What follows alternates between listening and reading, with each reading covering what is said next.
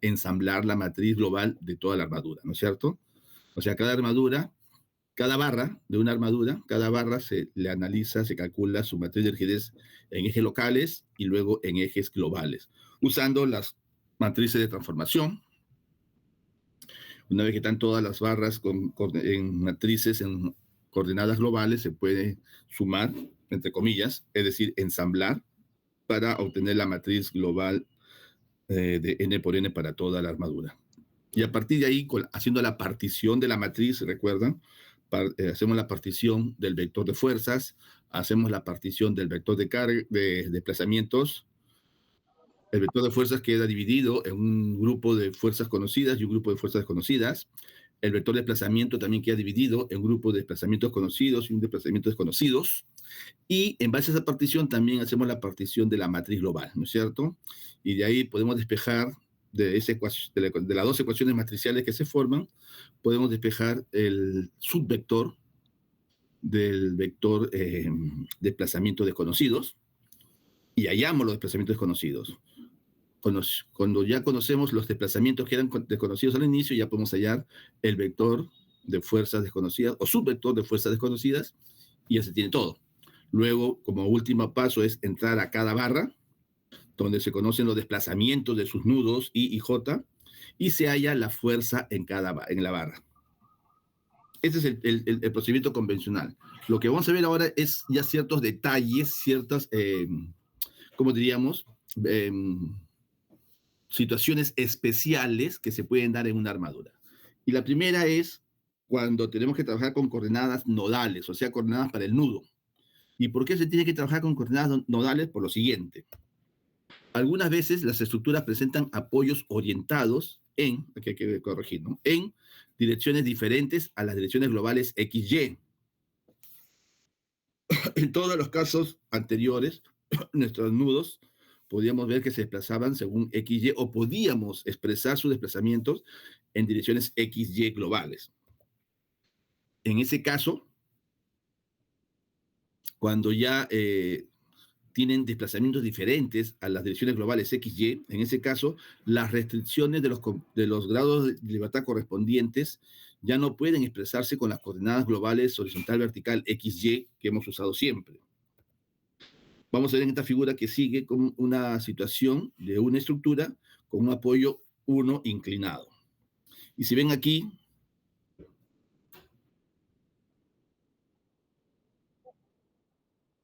¿no? Yo tengo mi pantalla completa aquí en mi máquina. A ver. ¿Sí? No sé mi pantalla completa. ¿Qué debo hacer? A ver, entonces. ¿Qué hago? A ver, ya sé lo que voy a hacer. Ya sé, voy a cerrarlo y voy a abrirme, voy a hacer lo que ha pasado. ¿Dónde estás? Deja de presentar.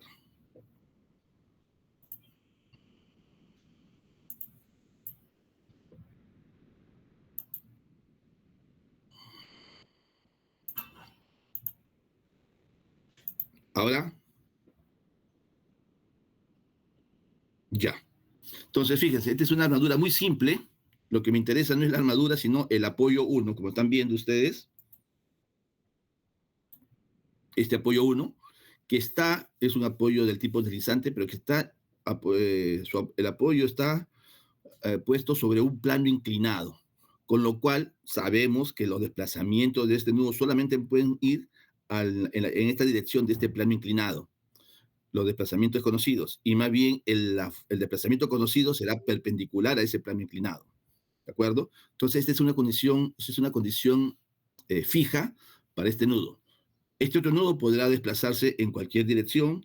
Este nudo no se desplaza en ninguna dirección, pero regresando a este nudo, que es lo que me interesa en este acápite de coordenadas nodales, ¿qué sucede cuando tenemos un nudo que está forzado a desplazarse en una cierta dirección, como es en el plano inclinado, y al cual estamos dando esa orientación X segunda, para diferenciarlo del X prima, que recuerdan era en la dirección de la barra, ¿no es cierto? Ahora le estamos dando, si se dan cuenta, la diferencia es que en el acápites anteriores trabajábamos con un sistema de ejes coordenados para la barra. Ahora, en esta situación, tenemos que trabajar con un sistema de ejes coordenados, pero para el nudo, solo para el nudo. ¿De acuerdo? Esa es la diferencia. El X', Y' era un sistema de ejes coordenados para una barra. Todas las barras tenían su sistema de ejes locales. Pero ahora necesitamos un sistema de ejes locales para el nudo, porque el nudo tiene una connotación específica que es desplazarse en una cierta dirección conocida. Esto debe ser conocido. Y por eso este sistema de ejes X segunda y Y segunda vamos a llamar coordenadas no globales, sino coordenadas nodales de nudo. Seguimos. Todo lo demás se mantiene, recuerden, vean, se da numeración a los nudos, se da numeración a las barras, se da numeración a las barras, pero al nudo específico se le da un sistema de ejes locales y que podemos haber dirigido el X hacia la dirección bajando o también pudo haber sido en la dirección subiendo. Luego el eje XY' se obtendrá con la regla de la mano derecha. Si tomamos este eje, el X segunda, en esta dirección, con el sentido bajando, y aplicamos la regla de mano derecha, sabemos que el Y' tendrá que ser hacia arriba. Si hubiésemos tomado el eje X segunda en esta dirección subiendo, con la regla de la mano derecha, el Y segunda tendría que hubiese resultado en esta dirección, hacia abajo. Entonces, para ese nudo 1, se conoce que la condición del grado de libertad restringido, o sea, donde hay desplazamiento cero, se cumple en la dirección Y segunda, que da la perpendicular, ¿no es cierto? Y que el rodillo puede desplazarse libremente en la dirección X segunda. Por lo tanto, ese nudo 1 tendrá componentes de desplazamiento a lo largo de ambos ejes globales XY. Y no se puede decir que alguna de ellas es cero. O sea, si se dan cuenta, que tenemos acá, este nudo, al bajar solamente en este sentido, tendrá componentes en X global y en Y global, ¿no es cierto? Su desplazamiento tiene una dirección conocida, que no conocemos, y ese desplazamiento desconocido tendrá componentes en las direcciones globales, vertical Y mayúscula y horizontal X minúscula, ¿no? Es lo que quiero dibujar acá tal vez. Si este se desplaza hasta aquí, por decir, tendrá una componente horizontal en X mayúscula, ese desplazamiento, y también un componente de desplazamiento en Y mayúscula. Eso es lo que estamos explicando aquí. Por lo tanto, el nudo 1 tendrá componentes de desplazamiento a lo largo de ambos ejes de coordenadas X, Y globales. Y no se puede decir que alguna de ellas es cero. Para resolver esta situación se puede emplear un sistema de coordenadas X segunda, Y segunda, que se localiza en el soporte inclinado, o sea, en el mismo nudo, con el eje X segunda en la dirección del desplazamiento permitido y que pudo ser hacia abajo o hacia arriba. La única condición es que vaya en la dirección del desplazamiento, o sea, en la dirección donde se puede mover el nudo, el apoyo. El eje Y segunda se obtiene con la regla de la mano derecha y saldrá siempre perpendicular al X segunda, ¿no es cierto? Los desplazamientos desconocidos se orientan en la dirección del eje nodal X segunda. O sea, ese nudo se desplaza únicamente en la dirección X segunda, que es donde hay desplazamiento desconocido, ya que yo conozco que el desplazamiento perpendicular en Y segunda será cero. Y con respecto a las fuerzas, las reacciones desconocidas, hablamos en plural porque esto es válido para cualquier para cualquier nudo, ¿no es cierto? No solamente para ese nudo, sino para cualquier nudo que tenga ya su desplazamiento forzado. Y las reacciones desconocidas, o sea, las que no conocemos, se orientan en la dirección nodal Y segunda. Obviamente, que es en la dirección donde no hay desplazamiento, ahí tenemos reacción en el apoyo, que es perpendicular al plano inclinado donde se moverá el rodillo. Entonces, de esta manera se van a requerir matrices de transformación, obviamente. Ustedes ya saben que cuando tenemos que pasar de un sistema de ejes coordenados a otro, la forma de hacerlo es usando matrices de transformación. Entonces se requieren matrices de transformación de las fuerzas y de los desplazamientos desconocidos, tanto las fuerzas que son en la dirección Y segunda, como los desplazamientos que son en la dirección X segunda, los quiero convertir a la dirección global XY. Entonces, orientados en las direcciones X segunda y Y segunda, acuerden, los desplazamientos están en la dirección X segunda, ¿no? Y las reacciones están en la dirección Y segunda. Esos desplazamientos, esas fuerzas, tenemos que convertirlos para las direcciones globales X mayúscula, Y mayúscula. Y con eso ya tendremos lo que teníamos en el caso anterior. A eso tenemos que llegar. Una vez que llegamos a eso, el resto es similar a los acápites anteriores. Por ello, analizamos el elemento 1, ya no la barra, ya no el nudo, sino tenemos que fijarnos en el elemento con el apoyo 1 inclinado. Y para ello usamos la metodología que ya vimos en el capítulo anterior. ¿Qué cosa es? Dar desplazamiento de globales, o sea, por eso están mayúsculas, en cada nudo, en I y J. Si doy en I, mantengo fijo en J. Si doy en J, mantengo fijo en I. Pero esos desplazamientos vamos a darlos según los ejes globales X segunda, Y segunda.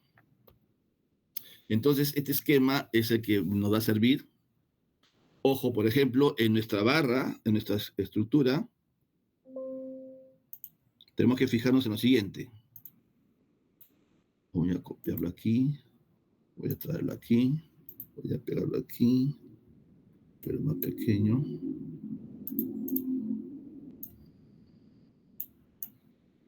Voy a dibujarlo por aquí para poder verlo en simultáneo. Lo que quería decir es lo siguiente. Aquí arriba está nuestra armadura original, ¿no es cierto? Y lo que vamos a analizar es una barra que tiene un nudo que puede desplazarse en las direcciones globales X y Y sin ningún problema, y otro nudo que está obligado a desplazarse según una dirección X, Y segunda. Eso es válido para la barra 1 y también para la barra 3, por si acaso. No crean que este análisis solamente es para la barra 1 porque parece que tuviesen la misma inclinación, ¿no es cierto? ¿Está claro? Cuando nosotros analicemos la barra, la armadura, nuestro problema original, tendremos que aplicar todo este análisis tanto para la barra 1 como para la barra 3, que también tiene el nudo 1 pertenece a estas dos barras. En otras palabras, eso habrá que analizar. Lo que vamos a deducir aquí tendrá que aplicarse a todas las barras que tienen como nudo común el nudo 1. Bien, para una barra en general que tiene un desplazamiento forzado conocido, colocamos lo siguiente. En el nudo que es convencional, que puede desplazarse según XY global sin ningún problema, le colocamos el sistema XY. Luego tenemos nuestro sistema de ejes locales, X', Y', significa que nuestra barra tiene este sentido, ¿sí? Igual como que es la barra 1 de aquí. Entonces nuestra barra va desde I hasta J, ese es el sentido. Este es el nudo I, el nudo J. En el nudo I, ¿qué conocemos? Lo que hicimos en los capítulos anteriores. La barra hace un ángulo θ sub X con el global X y un θ sub Y con el global Y. Tenemos los ejes ubicados en el origen, en el nudo I, el X' y el Y', ya dijimos. Y luego hacemos lo siguiente. Damos un desplazamiento en la dirección global X para el nudo I, lo que llamaremos D sub IX, ¿no es cierto? Y en ese caso se obtiene un desplazamiento de la barra. Y luego daremos, allá tendría que haber su componente que será DIX por el coseno de θX. Y luego, si damos un desplazamiento en la dirección global Y, ese desplazamiento sería D mayúscula en nudo I, dirección Y, pero le hallamos su componente en la dirección de la barra, que es lo que me interesa. Y esa componente en la dirección de la barra será D sub I, que multiplica al coseno de θ sub I. Con estos dos componentes tendré el desplazamiento local del nudo I, que llamo de minúscula I, que será la suma de este factor más este factor. Ahora vamos al nudo J. Ahí el tratamiento es un poquito diferente. Tenemos lo siguiente. El nudo se puede desplazar según X segunda, Y segunda, ¿no es cierto? Entonces damos desplazamientos globales según esos X segunda, Y segunda. ¿Cómo? Similar acá, pero solo que en vez de haber dado en XY, damos en X segunda, Y segunda. Veamos. En X segunda damos un desplazamiento global, porque estos ejes son globales, X segunda, Y segunda son globales en el nudo, y pues no pueden ser locales, porque locales con la barra, no con el nudo le colocamos un mayúscula X segunda, Y segunda, exclusivo solamente para ese nudo. Y luego eso lo vamos a convertir, lo transformaremos a X mayúscula, Y mayúscula originales, que son los que siempre usamos. Entonces, este X segunda hay que transformarlo a XY, el Y segunda también transformarlo al XY. Vemos lo siguiente. La barra hace un ángulo teta x segunda con el eje x segunda y teta y segunda con el eje y segunda. ¿Sí? Siguiente paso. Damos un desplazamiento en la dirección del x segunda. Y como estamos diciendo que estos sistemas de ejes x segunda y segunda son globales, el desplazamiento es un D mayúscula. Aquí también fue en la dirección globales, pero de XY. Aquí será global, pero según X segunda y segunda. Entonces el desplazamiento se llamará D mayúscula en el nudo J en la dirección X segunda. Y le hallamos la componente de este desplazamiento que tendría en la dirección de la barra. Sería el valor de D mayúscula J X segunda multiplicado por el coseno de teta X segunda. Acá está. Esto es el aporte de este desplazamiento en la dirección de la barra, o sea, en la dirección de X' será solamente esto. De la misma manera, damos un desplazamiento global según Y segunda y que llamaremos D sub J, desplazamiento en mayúscula del nudo J en la dirección Y segunda. Y su aporte, su componente de este desplazamiento global en la dirección de la barra será este desplazamiento global multiplicado por el coseno de teta Y segunda, que lo tenemos aquí. Con lo cual, el desplazamiento total del nudo D minúscula en la dirección local, X', que lo llamamos simplemente D minúscula X, ya saben, si es D minúscula está en los ejes locales, ¿no es cierto? Este D minúscula X no será realmente, como resultado, será la suma de esta componente que daba el desplazamiento en X más esta otra componente que ha resultado del desplazamiento en Y. Y entonces nos resulta esto. El D minúscula I es el D mayúscula I en la dirección X por coseno de teta X más el D mayúscula I en la dirección Y por el coseno de teta sub Y. Esto en la dirección de X'.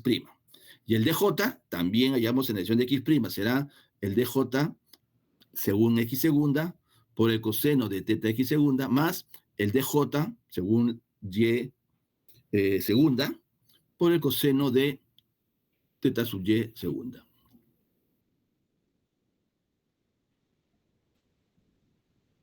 Y estas dos ecuaciones lineales las podemos expresar, ya se imaginarán, de forma matricial.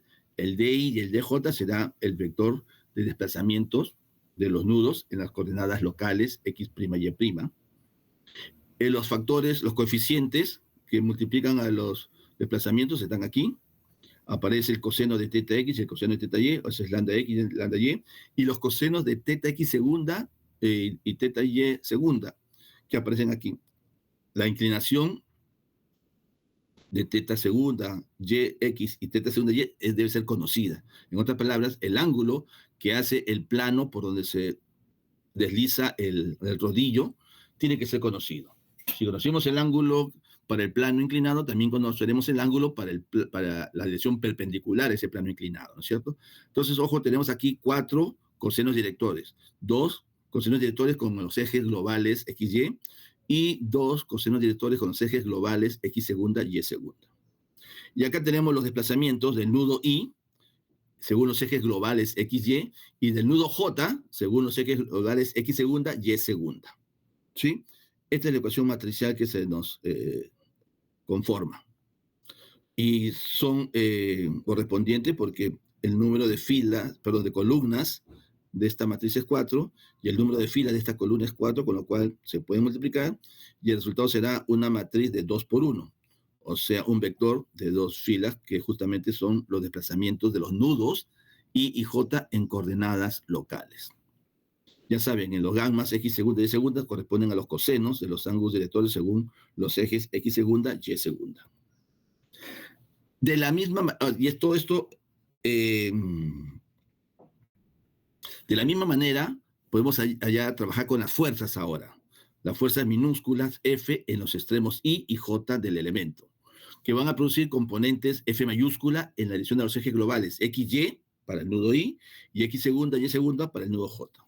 Y eso lo hacemos similar a lo que vimos en los capítulos anteriores. Primero, si aplico una fuerza F minúscula I, yo puedo hallar sus componentes en la dirección F mayúscula, en la dirección X y Y, ¿no? La idea es que este F minúscula se descompone en sus componentes horizontal y vertical, y esas serían las fuerzas mayúsculas en I tanto para la dirección en X como para la dirección en J. Y luego analicemos aquí. Si doy una fuerza F minúscula en J, hallo cuáles serían las componentes que tendrían que aparecer según los ejes locales X segunda, Y segunda. En X segunda aparecerá una fuerza F mayúscula, F sub J, en la dirección X segunda, y también aparecerá una fuerza F mayúscula sub J en la dirección Y segunda. Si sumamos estos dos componentes, tendríamos FJ. Entonces, estas son las componentes según los ejes X, Y global y X segunda, Y segunda global. Y entonces tenemos las 4 ecuaciones independientes, ojo. La FI en X no es otra cosa que el FI por el coseno de θ X, la fuerza global en el nudo Y, dirección Y, no es otra cosa que la fuerza axial FI en el nudo Y, en la dirección de la barra, en coordenada local, multiplicada por el coseno director del ángulo θ sub Y. Y en el nudo que tiene el plano inclinado por donde se va a desplazar, lo mismo. La fuerza global F mayúscula en la dirección, en el nudo J, en la dirección X segunda, o sea, esta de acá, ¿no es cierto? Podemos hallarla solamente como la componente de la fuerza minúscula en la dirección de X segunda. Será igual a la dirección de FJ en la dirección de X segunda. Y la fuerza global F mayúscula en el nudo J, según la dirección global Y segunda, es igual a la fuerza en el nudo J, multiplicada por el coseno director con Y segunda. Estas 4 ecuaciones se pueden expresar matemáticamente con esta ecuación matricial. A la izquierda, el vector de las fuerzas del nudo, FI en X y FJ en X segunda, Y segunda. Igual a que a esta matriz de lambda, que son los cosenos directores en XY, y los cosenos directores en X segunda, Y segunda. Y las fuerzas que conocidas en la barra, ¿no?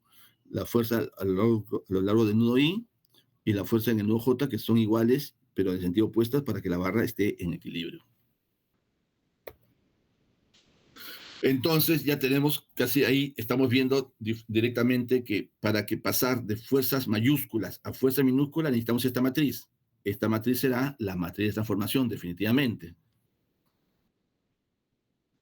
Pero esta matriz de transformación es la inversa de esta matriz que tenemos acá. No lo mencionamos en su momento, pero si se dan cuenta, para pasar de desplazamientos locales a desplazamientos globales, necesitamos premultiplicar los desplazamientos globales por esta matriz. Esta matriz será la matriz de transformación para coordenadas nodales, ¿de acuerdo? No hay que confundirla con la matriz de transformación de ejes locales. Este para coordenadas nodales. Y esta resulta ser la misma matriz que acabamos de presentar, pero la inversa. Y por eso la vamos a llamar la T transpuesta. Para diferenciarla esta T de de la matriz T que hemos usado en los capítulos anteriores, esta vamos a llamarla una T sub 0, ¿de acuerdo? Y aquí lo que aparece, para transformar, fíjense, fuerzas globales, o relacionar fuerzas globales con fuerzas locales, usamos esta que sería la transpuesta de la matriz anterior T sub 0.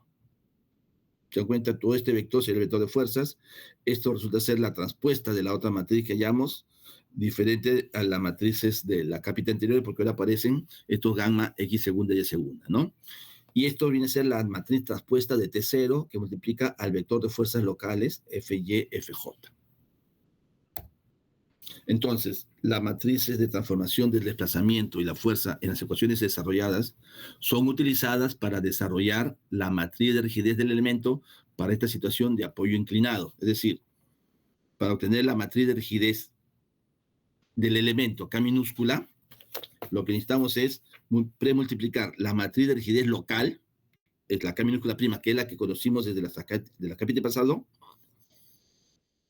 Necesitamos premultiplicarla por la transpuesta de la matriz T sub 0, que ya es para coordenadas nodales, y multiplicarla por la matriz normal, T sub 0, que es la que transforma, recuerden, T qué cosa es la que transforma de desplazamientos globales a desplazamientos locales.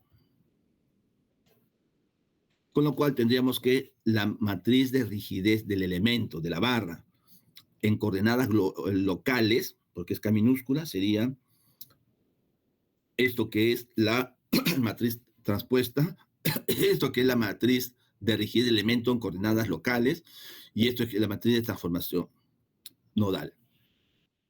Desarrollando todas esas expresiones, nos queda que la matriz de rigidez local de la barra será de esta manera: AE sobre L como factor común que multiplica a esta matriz de 4 por 4, donde aparecen los cosenos directores según los ejes X mayúscula, Y mayúscula, y aparecen también los cosenos directores según los ejes X segunda, Y segunda. Esta matriz, incluyendo este coeficiente obviamente, esta matriz de rigidez global K minúscula, porque ya está en ejes globales, es para la barra, pero ya está en ejes globales, ¿no es cierto? Por eso no tiene prima. Es una K minúscula, significa de la barra, no tiene prima, por lo tanto es una rigidez global K, se usa para cada elemento conectado a un soporte de rodillos inclinados. Es decir, en nuestro ejemplo, esa matriz última que hemos hallado tendría que usarse para la barra 1 y para la barra 3 en ese ejemplo.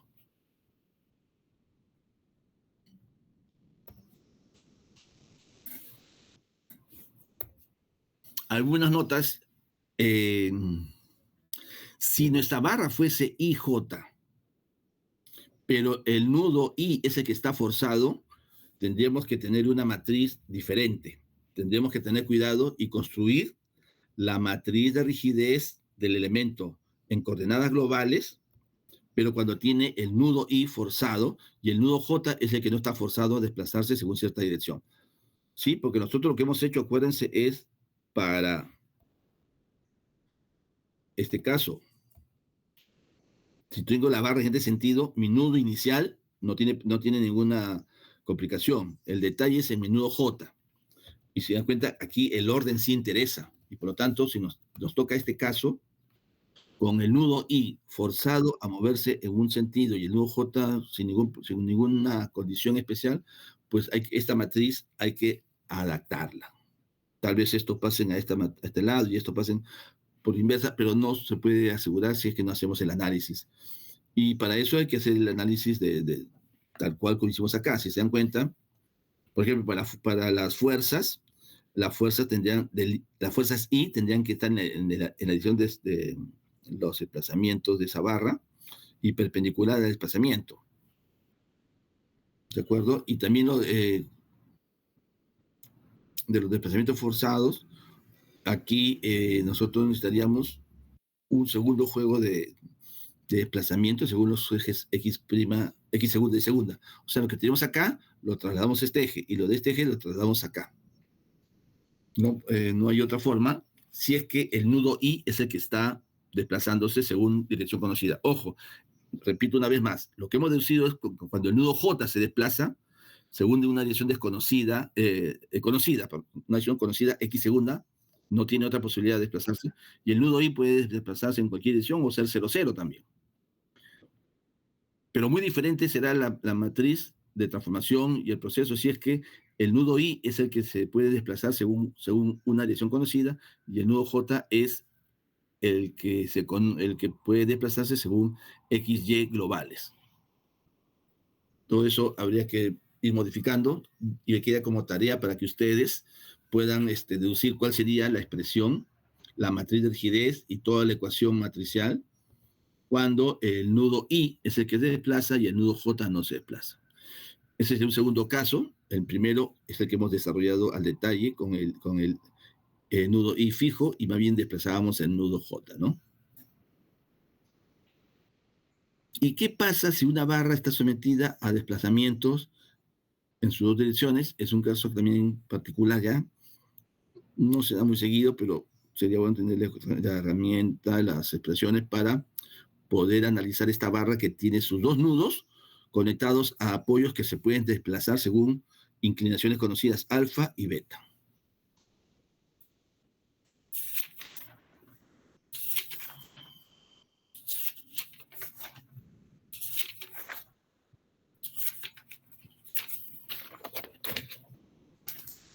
¿Alguna consulta hasta aquí?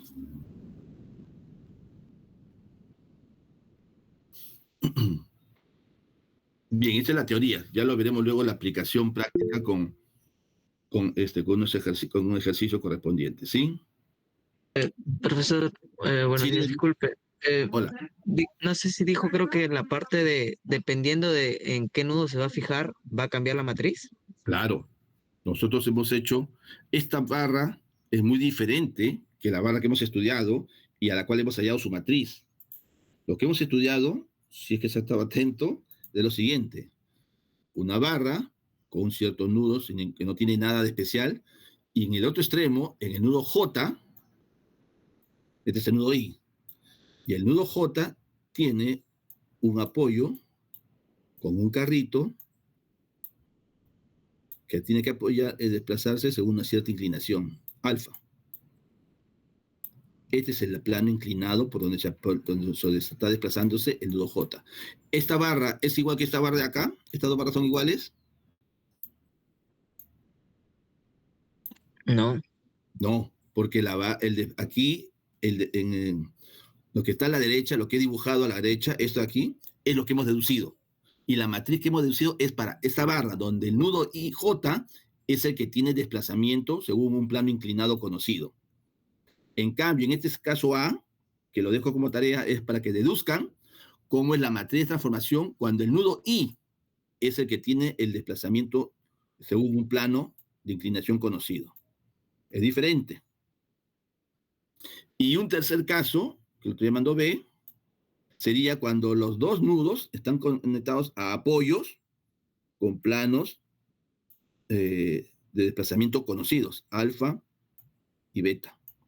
Entonces son tres matrices las que ustedes tienen que determinar. Hemos determinado la matriz T, 0, le hemos llamado para diferenciarla de cuando es una barra normal, pero tendría que esta sería la matriz T sub 0 para un caso, esta es la matriz, tendrían que hallar otra matriz T sub 0 para esta barra, que vamos a llamarla A, y este tercer caso sería otra matriz T sub 0 para este caso B, donde los dos nudos, T sub 0 sub B, donde los dos nudos tienen capacidad para desplazar, tienen la condición de desplazamiento según planos conocidos. Eso es, ¿de acuerdo? Entonces, tengan claro, lo que hemos deducido es para esta situación, con el nudo J desplazándose según un plano inclinado y el nudo I en cualquier dirección. En el caso A, aquí, es diferente y el caso B es más diferente todavía. Podría ser una pregunta para el examen, la parte teórica. Bien, pasamos ahora a hablar sobre lo que son las situaciones de las armaduras sometidas a ciertos efectos adicionales a las cargas. Lo más común es que nuestras estructuras estén sometidas a cargas y esas cargas producen esfuerzos. Pero sabemos, ya hemos hablado mucho sobre esto, que hay no cargas, pero ciertos efectos que también producen esfuerzos. Y como lo que nos interesa a nosotros es analizar esfuerzos, pues hay que estudiar también eh, esos efectos, que no son cargas. Por eso lo escribimos aquí muy claramente. ¿Dónde está el curso? Acá, esto. Efectos. Un efecto muy típico es la temperatura, y vamos a hablar sobre eso. La temperatura. Y otros los errores de montaje o de fabricación. Más errores de fabricación. Pero también hay otros efectos. Si se acuerdan ustedes, asentamientos, produce un edificio que se asienta una columna, genera esfuerzos en todos los elementos. Otro es una explosión que está a una cierta distancia cercana a la edificación. Esa explosión genera esfuerzos. No es una carga, es una explosión que generará unas presiones y unas fuerzas. Luego, básicamente esos son los efectos más comunes, ¿sí? Temperatura, montajes, asentamientos diferenciales, explosiones. En este acápite de armaduras, solamente vamos a fijarnos en los efectos por temperatura y errores de fabricación. Tenemos lo siguiente. Y una vez más repito, todos estos acápites han sido trabajados con la bibliografía de Hibelet. Les recomiendo que revisen ese texto porque es mucho más amplio. Yo estoy sacando aquí, si se dan cuenta, solamente extractos, lo más importante, lo más neurálgico, lo que realmente permite en conocer el método. En un texto, el autor puede escribir más sobre lo mismo, dar varios ejemplos sobre lo mismo para que vayan entendiéndose más. Entonces, mi recomendación es que si leen esto y luego revisan luego el texto de Hibbeler, lo deben entender mucho más rápido esto que estoy diciendo aquí. Los ejemplos, las figuras son las mismas de Hibbeler, por si acaso, ¿sí? La única diferencia, ya saben, es que en Hibbeler usa la nomenclatura nudo cercano, nudo lejano, y lo llama nudo N y nudo F de las palabras en inglés near, cerca, y far, que es lejos, ¿no es cierto? Nosotros en este curso estamos usando la nomenclatura I y J. I, el nudo cercano, J, el nudo lejano. Todo lo demás del procedimiento es idéntico. Entonces, solamente les comento eso para que no se vayan a confundir con la nomenclatura que usa el texto. Todo lo demás es, en general, el procedimiento es el mismo. La nomenclatura es la única que ha cambiado, pero eso no tiene por qué afectar resultados, obviamente. Bien, decimos lo siguiente. Cuando una armadura experimenta cambios de temperatura o errores en su fabricación, los correspondientes esfuerzos y deformaciones que se producen se pueden obtener con el método de la rigidez. O sea, se van a producir esfuerzos, van a aparecer esfuerzos debido a cambios de temperatura, debido a errores en su fabricación, cuando se montan, ¿de acuerdo? Cuando se ensambla la armadura, a pesar que hay un error en la fabricación, uno va a tener que alargar o acortar unas cuantas barras, y eso ya está introduciendo esfuerzos. Esos son los esfuerzos que nos interesan a estudiar en esta capítulo 8. Y se van a poder obtener con el método de la rigidez. La solución final se obtendrá aplicando la superposición de efectos. Hablemos primero de los efectos térmicos. Cuando un elemento de armadura de longitud L experimenta un aumento de temperatura delta de T, esta barra experimentará un incremento de longitud de valor delta L es igual a alfa L delta de T, donde alfa es un coeficiente, según el material, llamado coeficiente de dilatación térmica lineal, porque esto es cuando una barra le cambia más temperatura, tiene un alfa.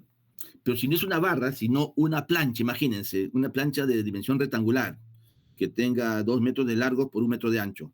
A esa plancha no se le puede aplicar el factor alfa, porque el factor alfa es para elementos lineales. Cuando es una plancha, se le tiene que aplicar un factor beta, porque va a haber dilatación en ambas direcciones, en la dirección larga y la dirección corta. Y por lo mismo, se imaginarán, cuando es un cuerpo volumétrico que tiene un volumen, no se puede aplicar alfa, que es coeficiente de dilatación térmico para elementos lineales. No se puede aplicar beta, que es la nomenclatura que se usa para el coeficiente de dilatación térmica de áreas o de cuerpos planos. Y por último, cuando tenemos un cuerpo tridimensional y hay cambio de cambio de temperatura, ese cuerpo cambiará su volumen, ¿no es cierto? Y ahí se aplica lo que conocemos como gamma, el tercer coeficiente, y es el coeficiente de dilatación térmica en 3 dimensiones o del espacio. Entonces tenemos lineal, de área y de volumen. Y cada uno le corresponde un cierto alfa. Lo que pasa es que siempre nosotros hemos trabajado con elementos lineales, porque ya lo hemos dicho una vez y lo seguimos diciendo, trabajar con elementos de área nada más, elementos planos, ya es complicado, porque no son funciones, no son expresiones, ecuaciones tan simples como para un elemento lineal. Cuando trabajamos con un elemento área, al final tenemos que plantear un sistema de ecuaciones diferenciales de orden superior y que es muy complicada en su solución. Por eso que las hacemos aproximada mediante el uso de tablas, de ábacos, tanto para elementos dos dimensiones, como son las placas, los elementos planos, como para los elementos volumétricos en 3 dimensiones. Bueno, pero de eso no vamos a tocar, nos quedamos solamente en elementos lineales, porque las armaduras están formadas por elementos lineales.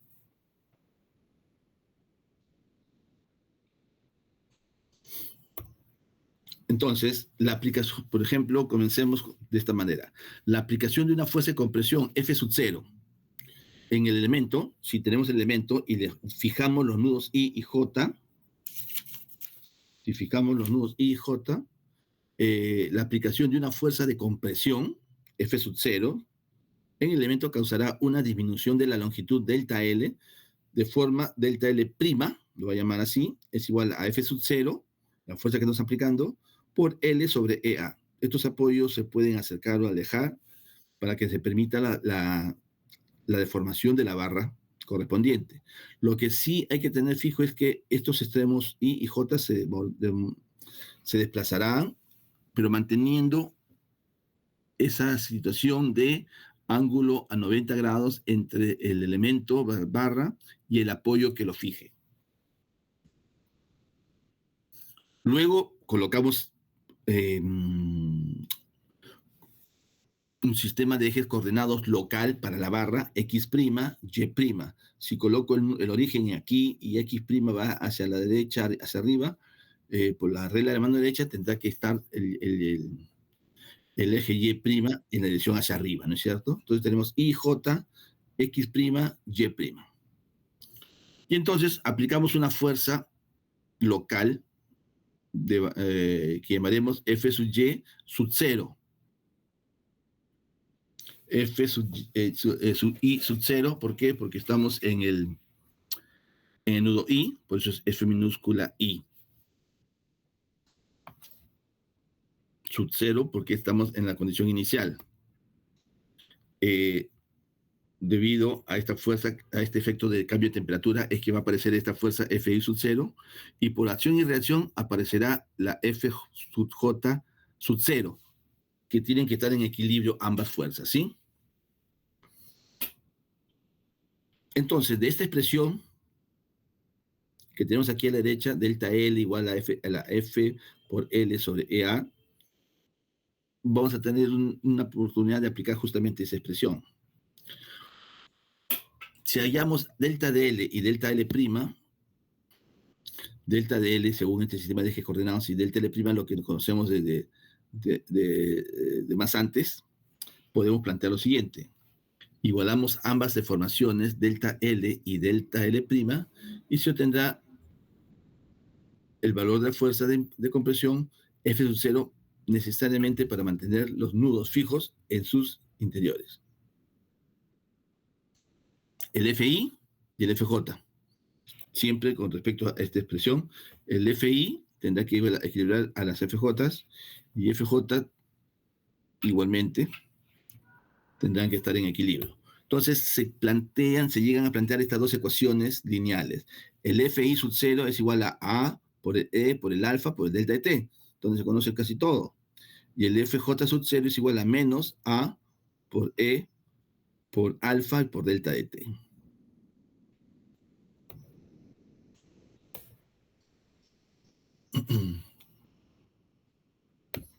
Si se aplica una disminución de temperatura, o sea, más bien un menos delta T, entonces las fuerzas F minúsculas que acabamos de hallar invertirán su dirección para mantener el equilibrio. Eso es algo muy básico. Estas fuerzas F minúsculas, debido a cambio de temperatura, actúan según las coordenadas locales X', Y', y se pueden transformar a las coordenadas globales X, Y. Según esa ecuación matricial, ¿sí? Multiplicamos por la matriz y pues multiplicamos por la matriz, podemos llegar a esta expresión entre las fuerzas globales en el nudo I y el nudo J y las fuerzas y el efecto de la temperatura que está a este lado.